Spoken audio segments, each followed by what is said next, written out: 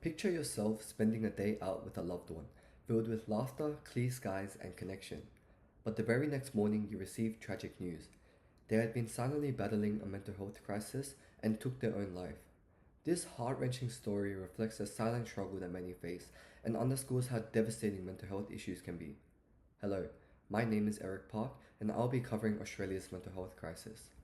Nearly 1 in 5 Australians experienced a mental health disorder last year, with rural Australians having it worse, suffering from a near triple suicide rate compared to urban Australia. Yet, major cities have 5.6 times more mental health professionals than in remote areas. This shortage leads to rates of potentially avoidable deaths being almost triple in remote areas compared to major cities. To address this mental health crisis, we need the government support. Increase the number of mental health professionals in remote areas, aiming to reach parity with urban levels over the next 5 years.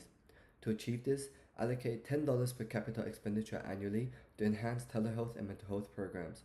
This investment will gradually close the service gap over 5 years. However, some local community leaders and non-government organizations may argue that these communities benefit from strong social connections that serve as a unique and culturally appropriate form of mental health support. The 2021 General Social Survey conducted by the ABS found 50.4% of rural residents reporting regular face-to-face interactions with friends and family, compared to 40.5% in urban areas. These findings are supported by the Australian Unity, which states that rural residents enjoy a higher sense of personal well-being. Additionally, the 2023 Hilda survey by the Melbourne Institute revealed that average psychological distress score in rural areas was lower than in major cities.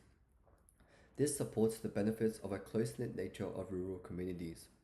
Further, it has been argued that individuals in remote areas prefer keeping personal struggles private, as evidenced by the lower proportion of telehealth usage. As such, they may suggest prioritizing initiatives to improve general quality of life rather than increasing mental health services as a more effective approach to addressing the mental health crisis.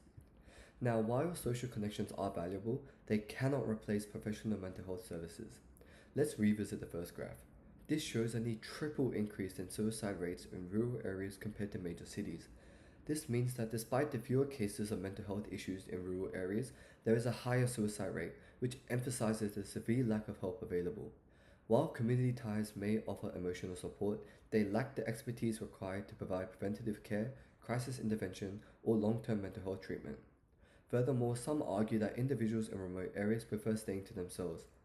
But how are these individuals meant to use these services when there are inadequate services to meet the needs?